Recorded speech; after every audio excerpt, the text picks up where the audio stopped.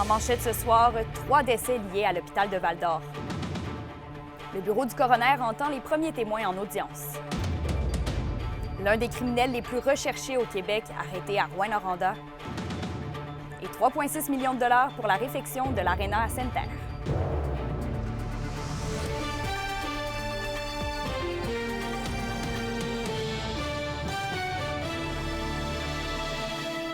Bon début de soirée, Kémilia La Liberté avec vous. Bienvenue au TVA 18h. On commence avec un dossier en lien avec 3 personnes décédées après avoir reçu des soins à l'hôpital de Val-d'Or entre décembre 2022 et février 2023. Actuellement, le bureau du coroner se penche sur le dossier et c'est ce matin que se sont ouvertes les audiences au palais de justice de Val-d'Or. Alexis Dumont nous donne plus de détails. Ce matin, c'était le début des audiences par le bureau du coroner ici au palais de justice de Val-d'Or concernant le décès de 3 individus survenus après avoir fréquenté l'hôpital de Val-d'Or entre décembre 2022 et février 2023. Il y a eu 5 témoignages qui ont eu lieu au courant de la journée, dont 3 ce matin ici au palais de justice de Val-d'Or, dont celui du policier de la Sûreté du Québec, Simon Charpentier, ainsi que celui de Yannick Gawette, qui est le fils de Gilles Gawette, qui a été l'un des 3 décédés à l'hôpital de Val-d'Or. C'était le 11 décembre 2022.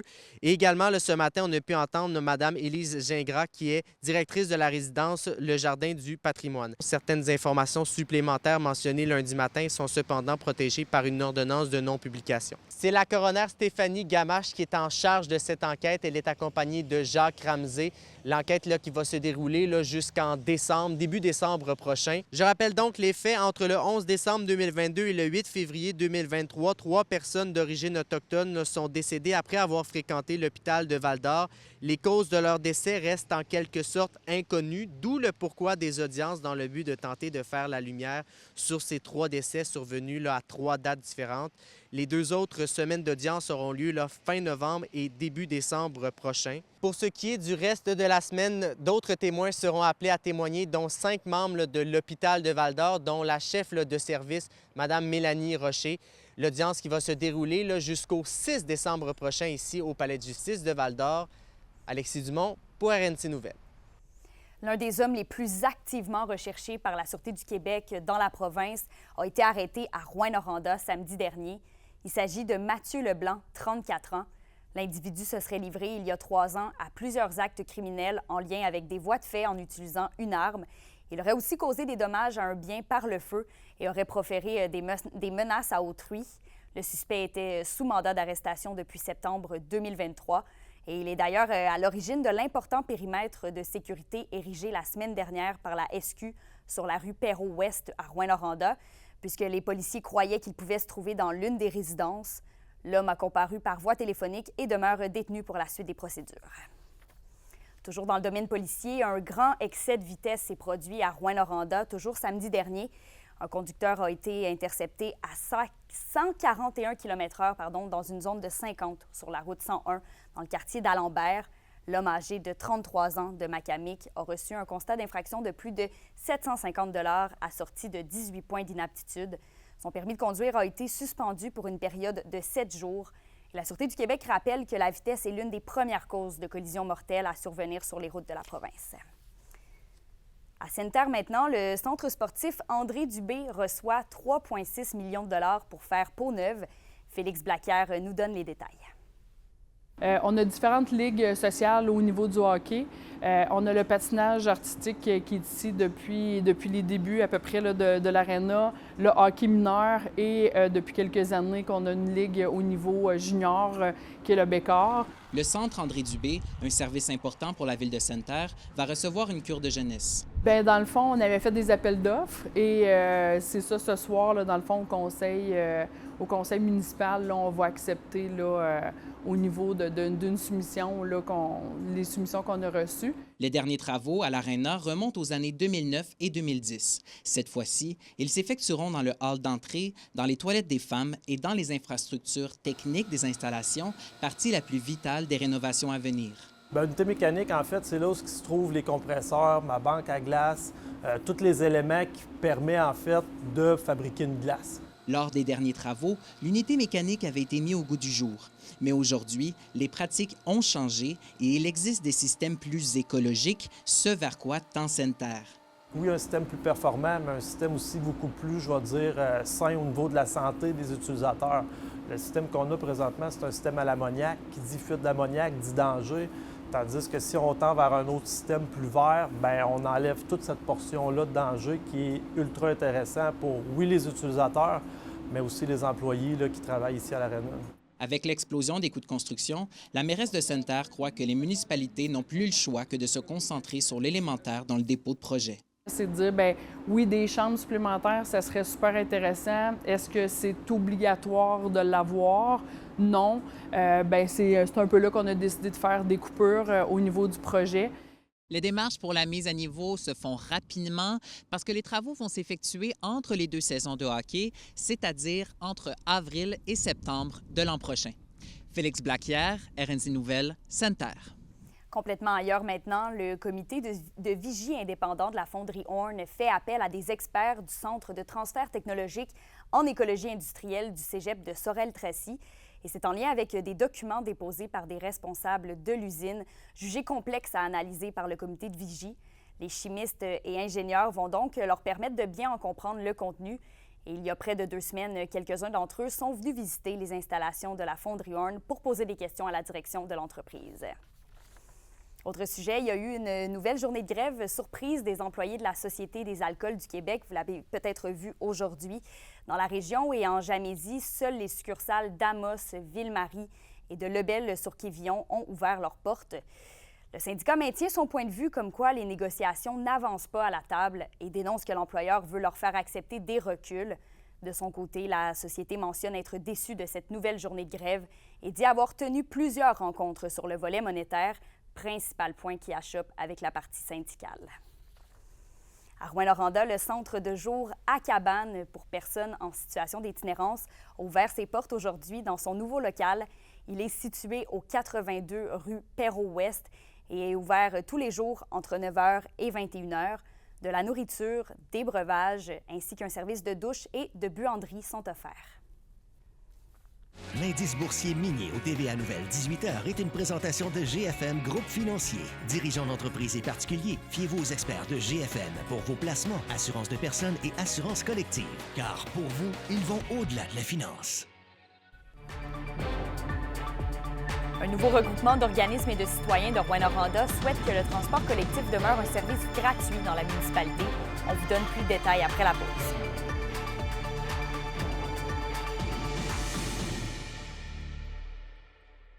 Les SADC de l'Abitibi-Témiscamingue et du nord du Québec vous présentent la bonne nouvelle économique TVA. C'est dans une ambiance festive que les 48 finalistes de la 44e édition du prestigieux concours Extra ont été révélés le 22 octobre devant plus de 200 personnes. Organisé par la Chambre de commerce et d'industrie de Rouyn-Noranda, cet événement met en lumière des entreprises locales qui se distinguent par leur innovation, leur résilience et leur contribution au dynamisme économique de la région. Les SADC, partenaires de l'économie de la région. On va parler de transport en commun maintenant, puisqu'un nouveau regroupement d'organismes et de citoyens de Rouyn-Noranda souhaite que le transport collectif demeure un service gratuit dans la municipalité. Anthony Dallaire est allé à la rencontre de leur porte-parole. Donc, vous vous rendez ce soir au conseil de ville de Rouyn-Noranda. Concrètement, qu'est-ce que vous allez y demander? En fait, ce qu'on demande, c'est une adoption un règlement qui va assurer la pérennité du transport gratuit à Rouyn-Noranda. Parce que c'est un projet pilote actuellement. Puis ce projet pilote, il termine le 31 décembre 2024. Fait qu'on veut juste assurer que la ville va continuer dans ce sens-là. Qu'on avoue, on est vraiment content, on est fiers qu'une ville comme Rouyn-Noranda, qui a été innovateur, qui a adopté un règlement qui va dans ce sens-là pour un avenir plus juste et plus vert. C'est ça, puis au-delà du fait de ne pas payer le transport, en fait, il y a plein d'enjeux positifs au fait de justement d'avoir un transport gratuit. Là. Oui, en fait, il a même démontré qu'il y a eu une augmentation de l'utilisation du transport en commun. Fait que les autobus sont beaucoup plus pleins. Pour nous autres, on est vraiment contents aussi. Ça recommande aussi l'inclusion sociale. Aussi, ça réduit les gaz à effet de serre. Puis ça permet aux gens de se déplacer partout en ville d'une façon gratuite. Et ça donne pour l'attractivité des nouveaux résidents ici, des nouveaux étudiants, bien, ça augmente l'attractivité pour tout le monde. Et ça, c'est une première étape, ce que vous allez faire ce soir. C'est quoi peut-être les prochaines étapes, là, justement, de ce nouveau comité là, d'alliés pour le transport? En fait, le groupe, c'est des citoyens, des organisations, des organismes communautaires. En fait, la prochaine étape, c'est on veut juste comme dire à la ville, on veut du transport en commun gratuit. Ça donne aussi l'exemple partout au Québec que c'est possible de rendre ça gratuit. Puis ça nous montre que la ville peut être novateur. Vos réponses à la question du jour TVA. Une présentation de la Clinique infirmière Nord-Ouest partout dans la région. Nous vous offrons des consultations rapides avec des infirmières et infirmières praticiennes spécialisées et un nouveau service de téléconsultation. Contactez-nous pour plus d'informations ou visitez notre site Web. Et à la question du jour, on vous demandait « Trouvez-vous que l'offre de transport collectif est suffisante dans la région? » Vous avez répondu non à 78 %.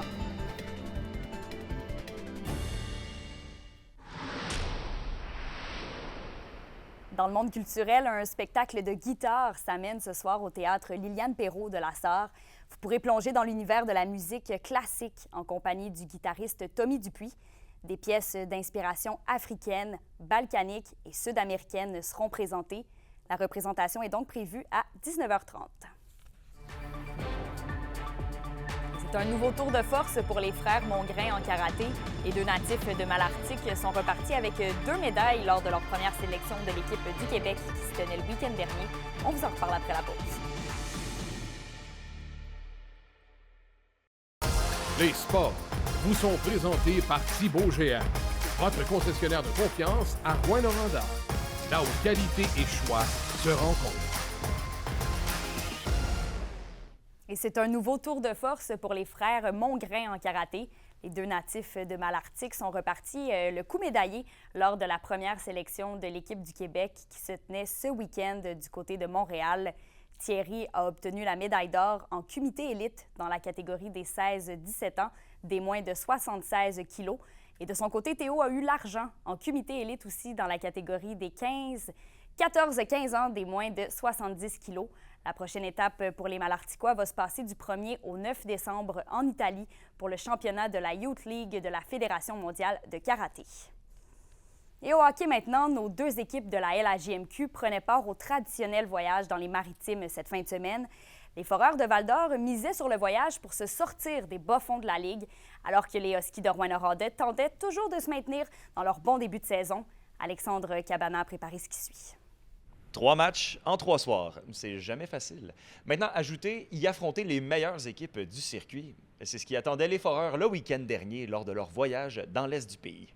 Le Vert et Or a débuté avec une remontée de 3-0 à 3-3 contre le Titan d'Acadie Bathurst, mais s'est finalement incliné 4-0.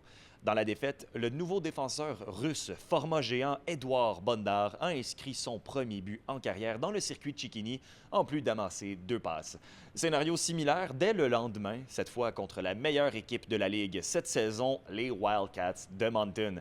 Défaite de 7-4. Le nombre de buts marqués par le Vert et Or au cours du week-end sera certainement parmi les points positifs à retenir. Une explosion offensive qui était attendue, selon l'entraîneur-chef Maxime Desruisseaux. On score des buts. Là. On a scoré 4 buts contre la meilleure équipe de la Ligue à Moncton samedi, quand même bien que le challenge il était élevé. On a scoré c'est 4 buts aussi à Bathurst. Hier, on en score 3. Donc, j'étais content parce que avant le voyage, je trouvais que peut-être on cherchait un petit peu plus offensivement. Là, je trouve que notre vibe est super le fun de ce côté-là.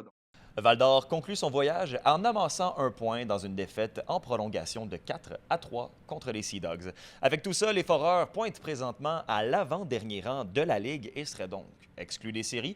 Un début de saison en montagne russe qui n'effraie pas plus qu'il le faut l'entraîneur-chef Maxime Desruisseaux.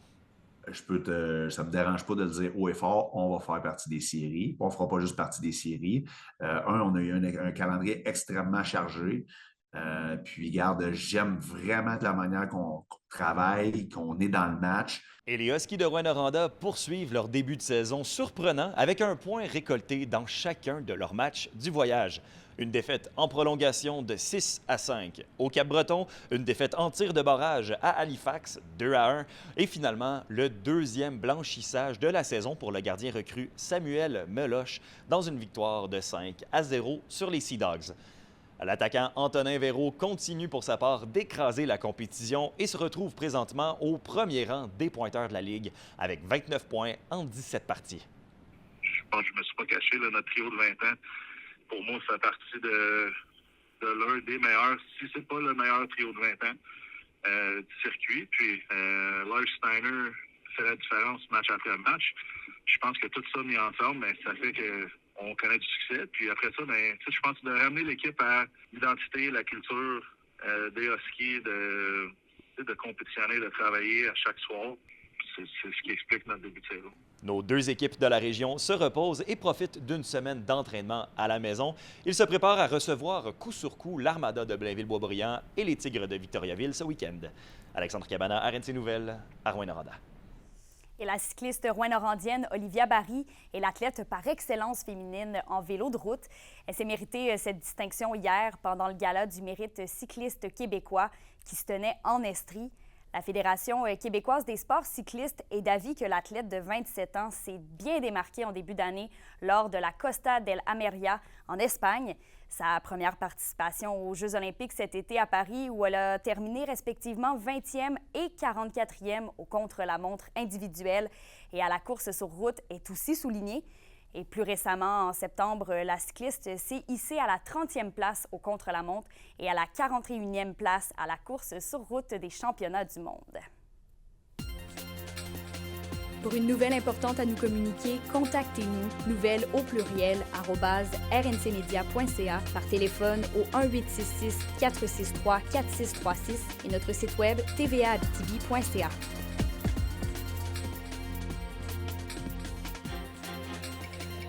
La météo, une présentation de Nicoloto de la Sarre, la capitale du pick-up. Vous y trouverez toujours le meilleur choix, toujours le meilleur prix.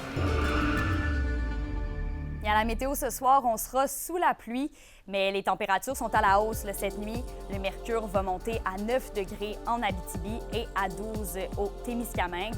On ne range pas les parapluies trop loin puisque demain, ce sera encore de la pluie, entre 15 à 25 mm. Des températures qui vont tourner entre les 13 et 14 degrés partout sur le territoire. Et pour mercredi, ce sera toujours des averses avec 7 degrés en Abitibi et 9 au Témiscamingue. Donc voilà, c'est complet pour nous. Encore une fois, merci de votre confiance et on se dit à demain.